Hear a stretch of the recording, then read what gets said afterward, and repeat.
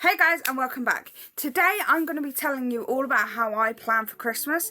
Now this isn't going to be helpful to anyone right now because Christmas is in like 3 weeks, but because I actually take the entire year to plan for Christmas, but it would be helpful for next year. So first thing, I've got it all written down. So the first thing me and Callum do is we sit down and we set a budget of how much we want for Christmas. So in terms of the budget for Christmas, that includes presents for anyone we buy presents for, including each other and James. That's our Christmas food shop and activities such as going out to the Christmas markets, Santa visits, going to the pantomime, that sort of thing. So it is obviously a pretty hefty budget, but we save for it throughout the year, so it's not one big financial hit at the end of the year. We use Parks Xmas to plan for Christmas because we buy gift cards for quite a few members of our family, and the deals they have with the gift cards, and the more you use them, the cheaper it gets. It's a no-brainer. It works out the best for us, and you can buy prepaid MasterCards to be able to pay for everything else. So it's a no-brainer. This is how we do it. It's what's worked out best for us over the last few years. So we order gift cards for people. We order prepaid MasterCards to be able to buy presents, food shop, and to draw cash out to be able to go to Christmas markets and stuff. I always prefer to have cash at Christmas markets. I don't know why, I just do. Then, getting towards the end of the year, I'll make a spreadsheet on numbers because I have a MacBook and I have an iPhone. It just makes more sense to use an app where I can sync it up on both. So I will make a spreadsheet.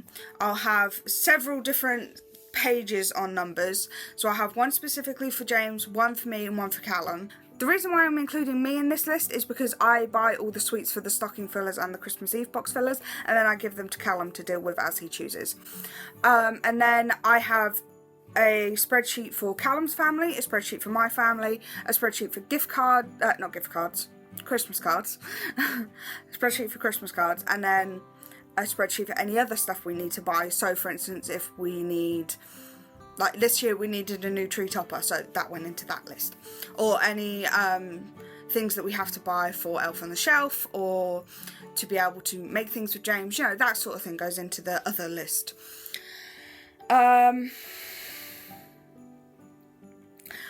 So I will sit out and plan and plot all that out, and then I will sit on Amazon. I will spend hours trying to figure out what to get people, especially James.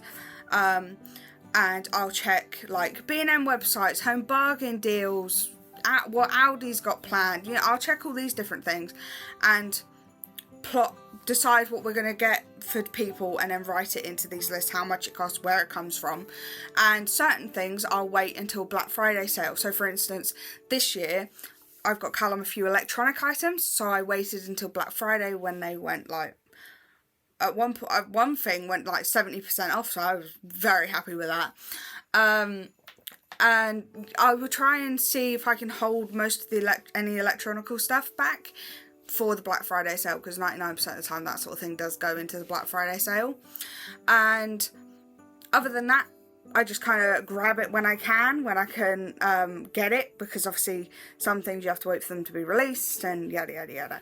And then what I will do is I will Google when different events are happening. So for instance, when all the different Christmas markets start up, when I can start booking Santa experiences and all this sort of thing, and I will write it in my calendar. And then as soon as the Santa experience tickets go on sale, I will buy the tickets. So this year James has got 2 Santa experiences lined up.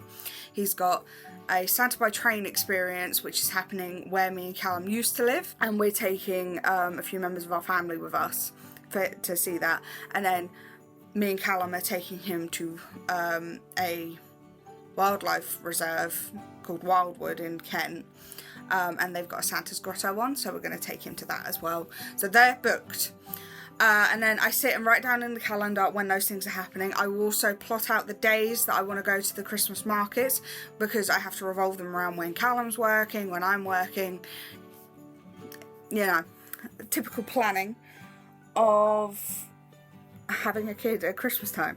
I will also sit down with other members of my family and say, this is normally like at the end of November, I'll sit down with other members of my family and say, do you want James June December? When do you want him? Because I need to know so I can let other people know when James is free. So for instance, my mum is having him 4 times before Christmas, and then we're actually spending Christmas with her this year.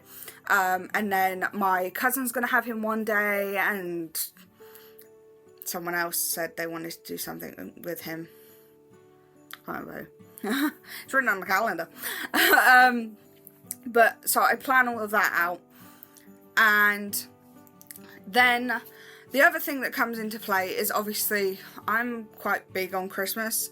I like getting new Christmas decorations and buying really quirky Christmassy things, so I also take into account being able to order anything like that. So for instance, this year Cherries and poundshop.com had some really quirky little Christmas bits that I ordered, and because I had accounted for it in the budget, I was able to get them.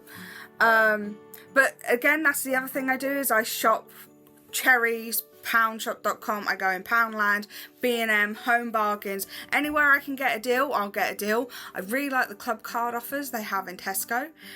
I really like using those. I got James's bath stuff with those this year. It's a little bluey set, so and it was like £3 cheaper than it should have been because I had a club card. So that is the best advice I could probably give you, is shop around, shop the sales, and keep track of prices.